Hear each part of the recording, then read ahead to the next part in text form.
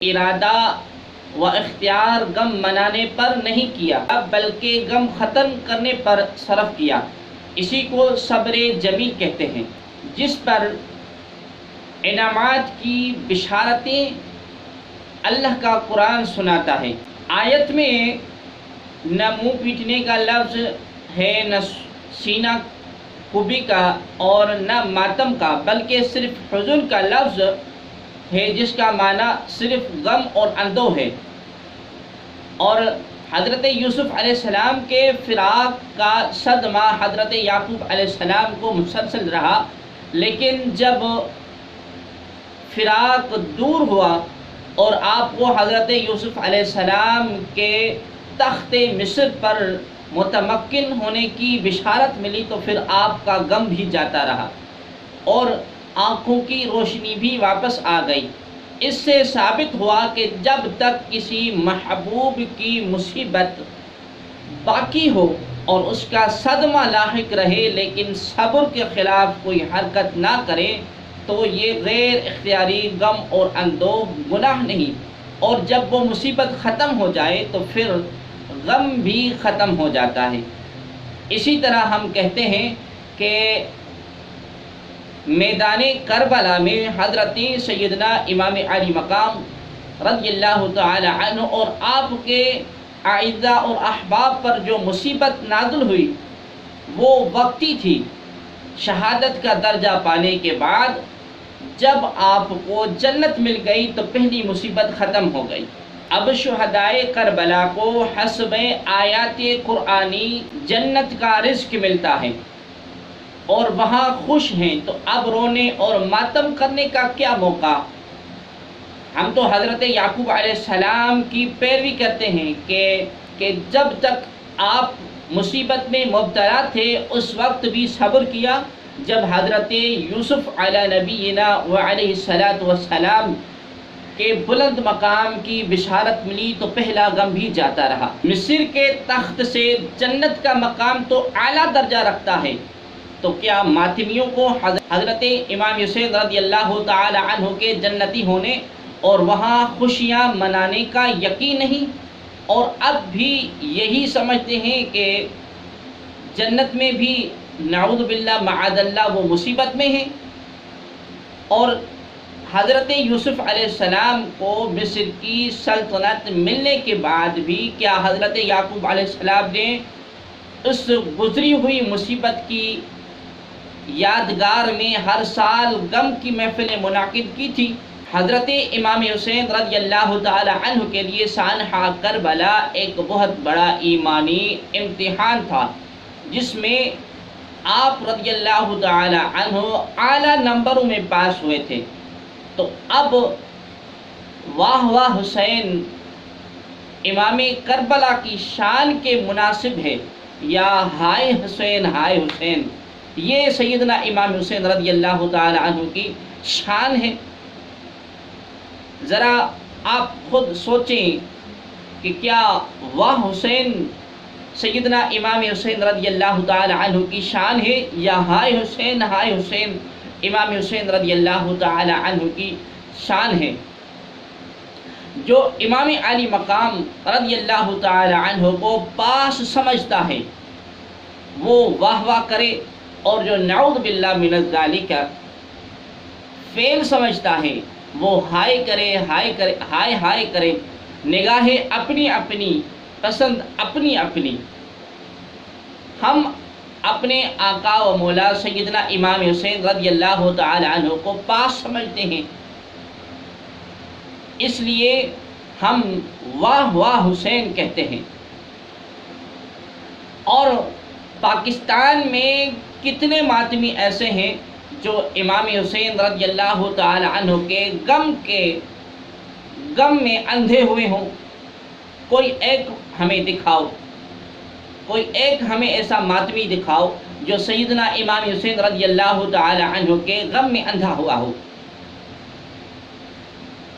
اب شیعہ ایک اور دلیل پیش کرتے ہیں، دلیل نمبر 2 میں آپ کے سامنے پیش کرنے لگا ہوں شیعہ حضرات کی، کہ ماتمی شیعہ حضرات اپنے ماتم کی حمایت میں سورہ مائدہ کی آیت نمبر 83 بھی پیش کرتے ہیں، جس کے الفاظ ہیں بسم اللہ الرحمن الرحیم وَإِذَا سَمِعُوا مَا أُنزِلَ إِلَى الرَّسُولِ تَرَىٰ أَعْيُنَهُمْ تَفِيضُ مِنَ الدَّمْعِ مِمَّا عَرَفُوا مِنَ الْحَقِّ۔ سورہ مائدہ کی آیت ہے، آیت نمبر ہے 83۔ اور جب سنتے ہیں وہ جو رسول کی طرف اترا تو ان کی آنکھیں دیکھو کہ آنکھوں سے آنسو جاری ہو جاتے ہیں، اس لیے کہ انہوں نے حق کو پہچان لیا۔ یہ آیت کریمہ بڑی زور اور شوق سے یہ اہل تشیع حضرات پیش کرتے ہیں ماتم کے جواز کے اوپر۔ اس کا جواب یہ ہے کہ یہ آیت ان عیسائیوں کے حق میں نازل ہوئی جو ملک حبشہ میں حضرت جعفر بن ابی طالب رضی اللہ تعالی عنہ کے ساتھ مدینہ شریف پہنچے تھے، اور جب رسول کریم صلی اللہ علیہ وآلہ وسلم کی زبان مبارک سے انہوں نے قرآن مجید سنا تو ان کی آنکھوں سے آنسو جاری ہو گئے۔ یہاں تو صرف آنکھوں سے آنسو جاری ہونے کا ذکر ہے، اور وہ بھی قرآن سننے پر، اس کو تمہارے ماتم سے کیا تعلق؟ اور اگر ماتمیوں کے نزدیک اس آیت کا مطلب ماتم کرنا ہے تو پھر قرآن سننے پر ماتم کیوں نہیں کرتے؟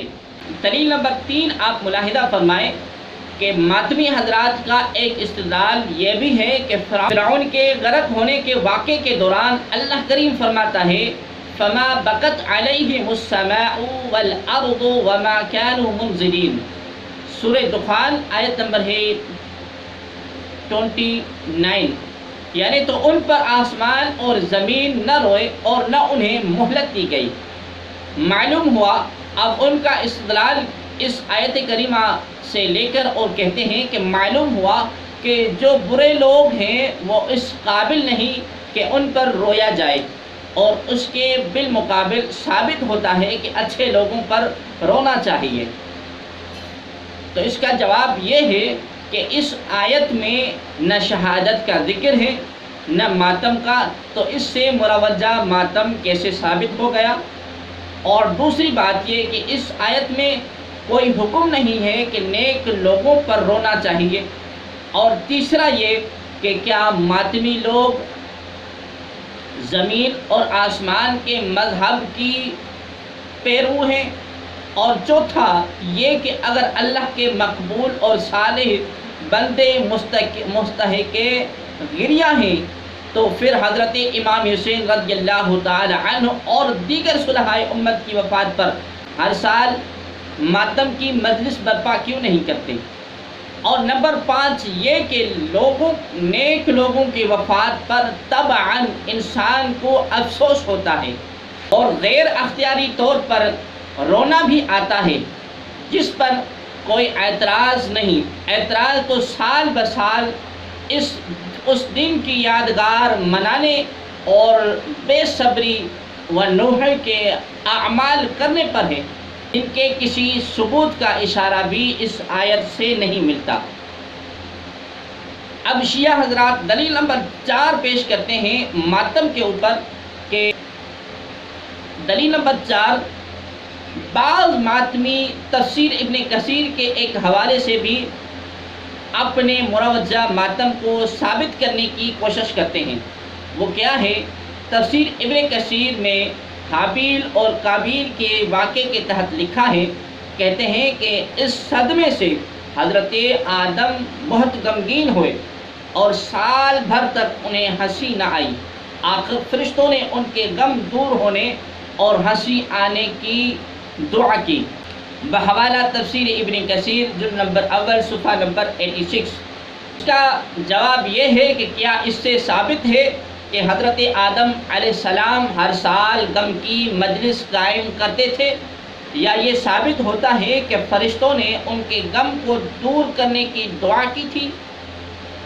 اس سے معلوم ہوا کہ غم دور کرنا ضروری ہے، نہ کہ باقی رکھنا۔ نمبر 2، نہ حضرت آدم علیہ السلام نے منہ پیٹا اور نہ سینہ کوبی کی اور نہ کالے کپڑے پہنے، تو ماتمی لوگ یہ کام کر کے کس کی سنت کی پیروی کرتے ہیں؟ اب دلیل نمبر 5 جو اہل تشیع حضرات ماتم کے جواز پر پیش کرتے ہیں وہ کیا ہے؟ کہتے ہیں کہ حضرت نوح علیہ السلام کا اصلی نام عبد الغفار تھا، اور نوحہ کرنے کی وجہ سے نوح کہلاتے ہیں، بحوالہ ساوی علی الجلالین جلد نمبر 2 مطبوعہ مصر۔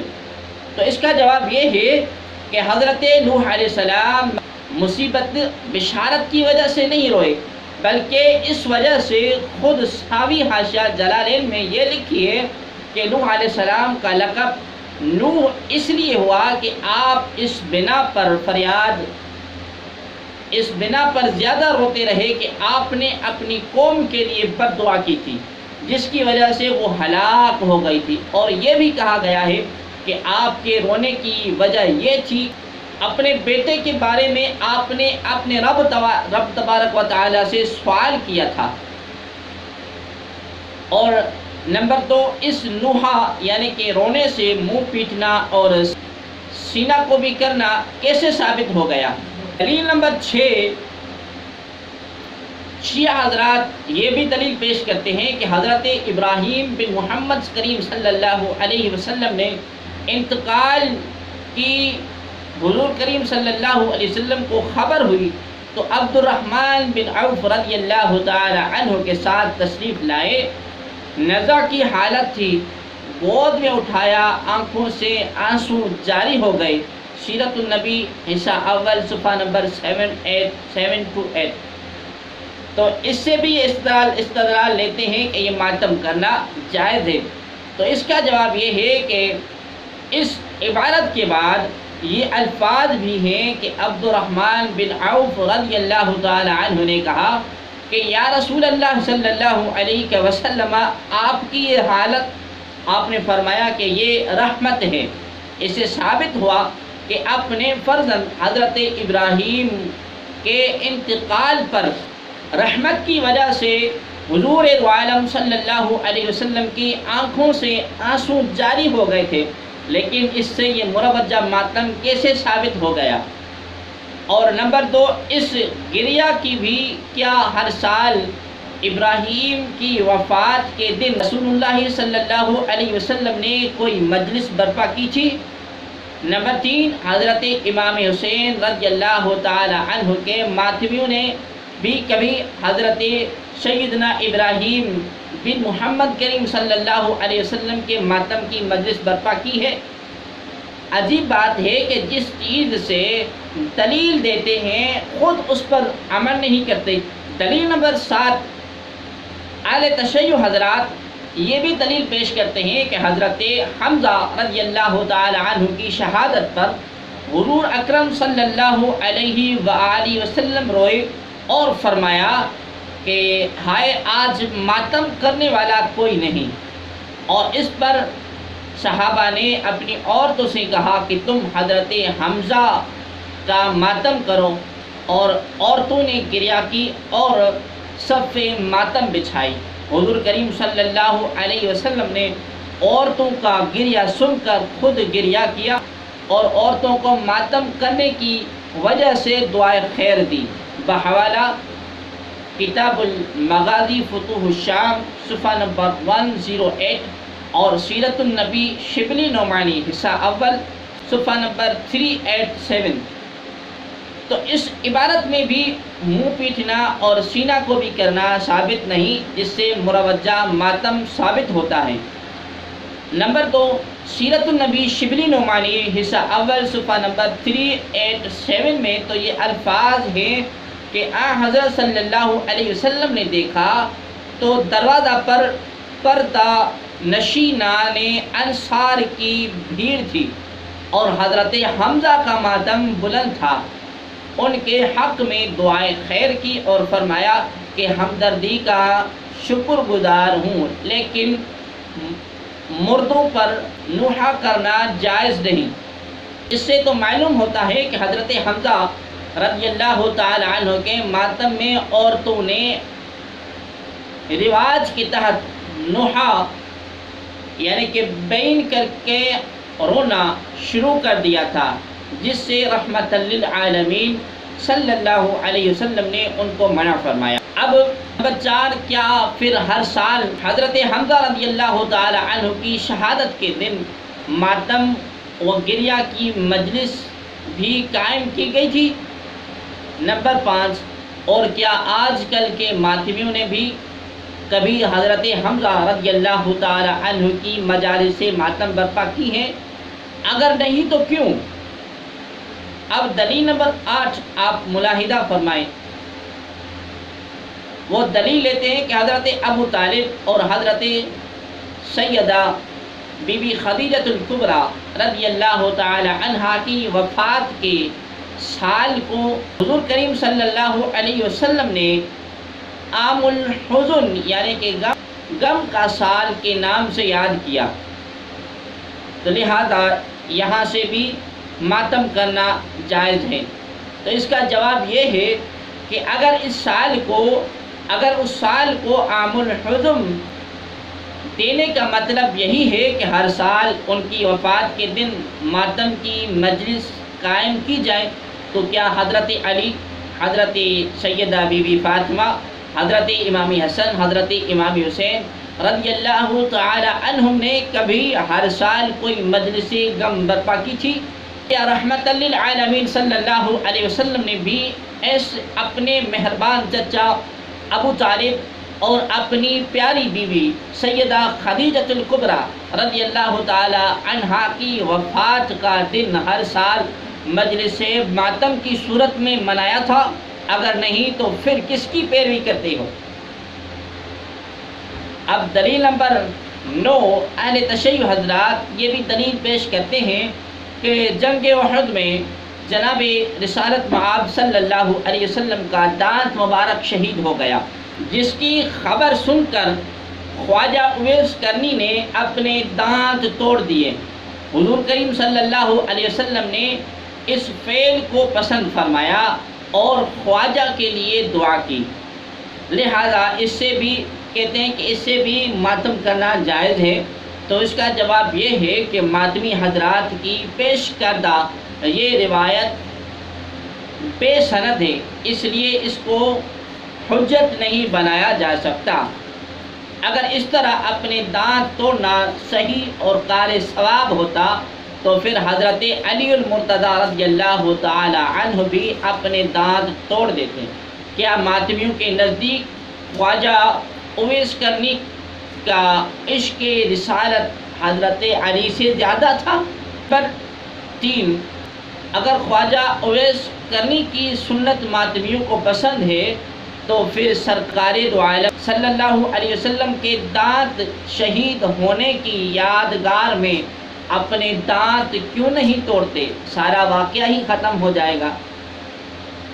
اب دلیل نمبر میں 10 پیش کرنے لگا ہوں۔ اہل تشیع یہ بھی دلیل اپنے ماتم کے جواز پر پیش کرتے ہیں کہ اسلام دین فطرت ہے، رونا فطرت انسانی ہے، بچہ پیدائش کے بعد زندگی کا آغاز رونے سے کرتا ہے، لہذا یہاں سے بھی ماتم کرنا جائز ہے۔ تو اس کا جواب یہ ہے کہ پیدائش کے بعد بچے کا رونا مروجہ ماتم کی دلیل کیسے بن گیا؟ بچہ کس کے ماتم میں روتا ہے؟ ذرا ہمیں جواب دیجئے کہ بچہ کس کا ماتم کرتا ہے، اور کیا خوب عقل ہے ان حضرات کی؟